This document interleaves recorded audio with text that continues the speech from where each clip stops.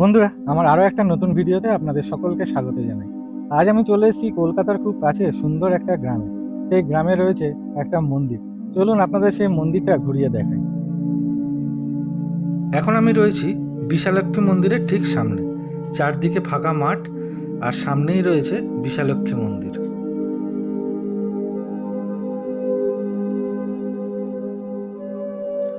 বিশালক্ষী মন্দিরের পাশেই রয়েছে এই শিব মন্দিরটা। মন্দিরটা এখনো তৈরি হয়নি পুরোপুরিভাবে, খুব তাড়াতাড়ি মন্দিরটা তৈরি হয়ে যাবে।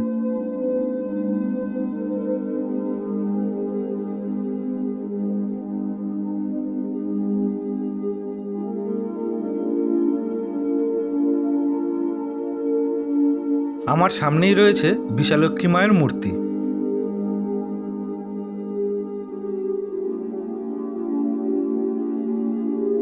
14ই মার্চ বৃহস্পতিবার 2024 মায়ের বাৎসরিক পুজো অনুষ্ঠিত হয়েছিল।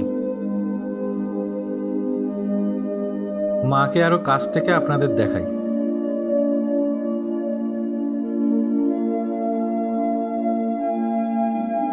এখানকার একজন স্থানীয় মানুষের কাছ থেকে শুনে নেওয়া যাক এই মন্দিরের ব্যাপারে। এই মন্দিরটা মানে আমাদের পূর্বপুরুষ থেকে এখানে বাসিন্দা ছিল না, বাসিন্দা ছিল ওই হাওড়ার সোনাটিকারিতে।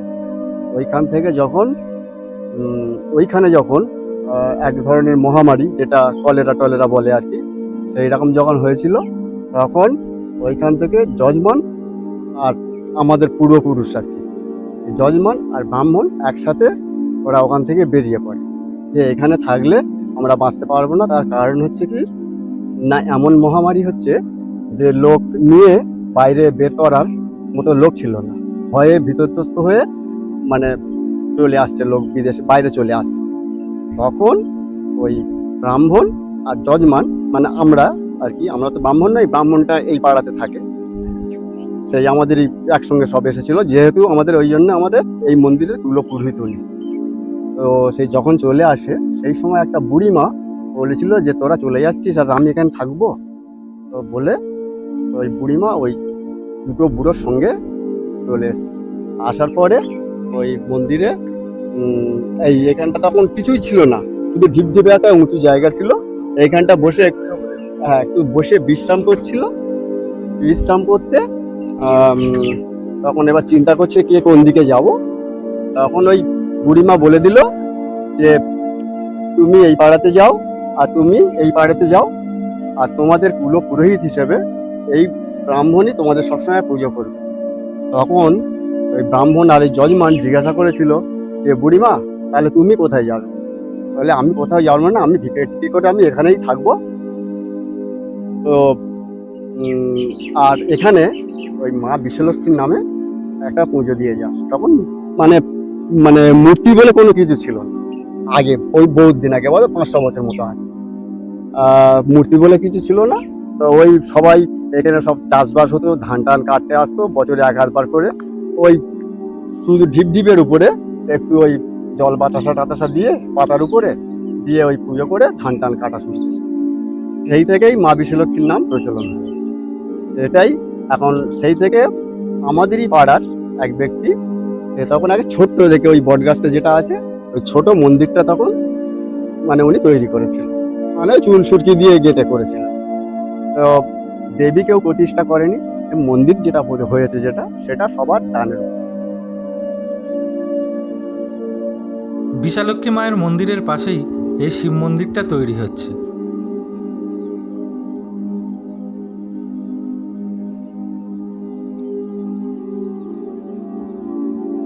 মন্দিরের মধ্যে রয়েছে এই শিবলিঙ্গ।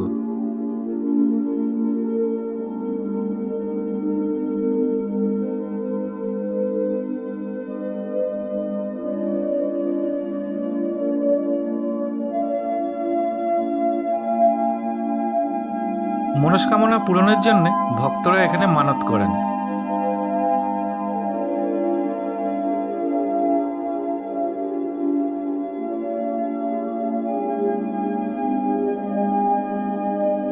মন্দিরের পাশেই রয়েছে এই পুকুরটা। কিন্তু মন্দিরটা আগে এত বড় ছিল না, তখন খুব ছোট একটা মন্দির ছিল। আস্তে আস্তে এখানকার স্থানীয় মানুষদের সাহায্যে এই মন্দিরটা অনেক বড় হয়ে উঠেছে।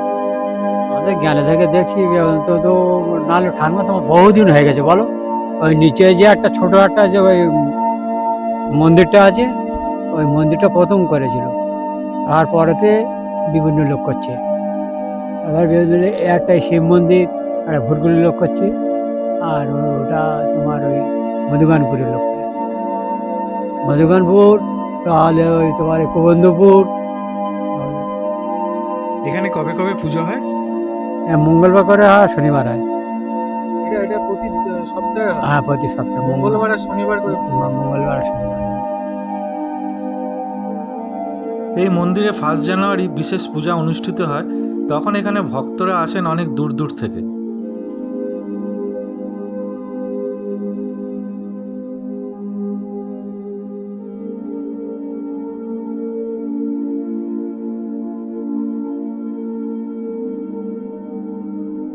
খালের পাশ থেকে এই রাস্তাটা কিছু দূর গিয়ে বাঁদিকে চলে গেছে সুভাষগ্রাম, ডান দিকে চলে গেছে সাউথ গড়িয়া, কালিকাপুর আর চাম্পাটি। এই রাস্তাটা চলে গেছে মন্দিরের দিকে। এই রাস্তাটা চলে গেছে কাটাখালের দিকে।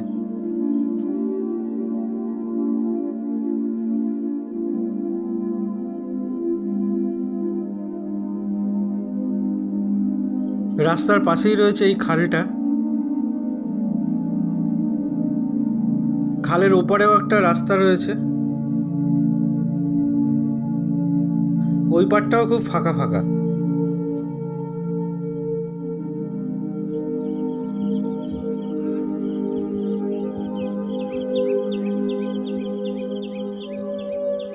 এরকম একটা নিরিবিলি জায়গা আশা করছি আপনাদের খুব ভালো লাগবে।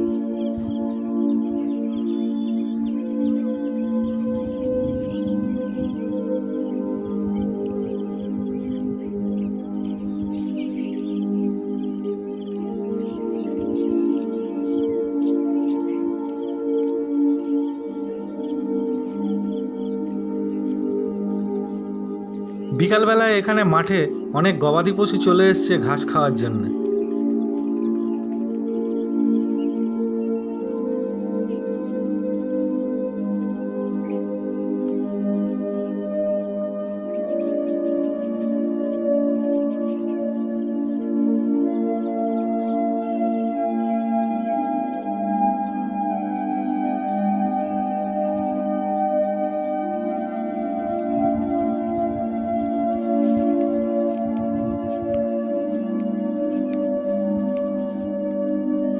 কলকাতা থেকে মাত্র 30 কিলোমিটার দূরে, সুভাষগ্রাম থেকে 6 কিলোমিটার, আর চাম্পাটি থেকেও প্রায় 6 কিলোমিটার দূরে এই মন্দিরটা।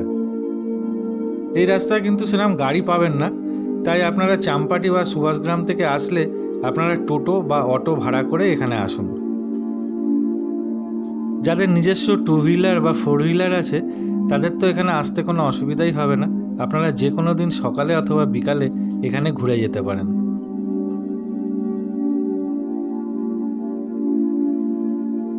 বন্ধুরা, আপনারা এই সুন্দর রাস্তাটা এনজয় করুন।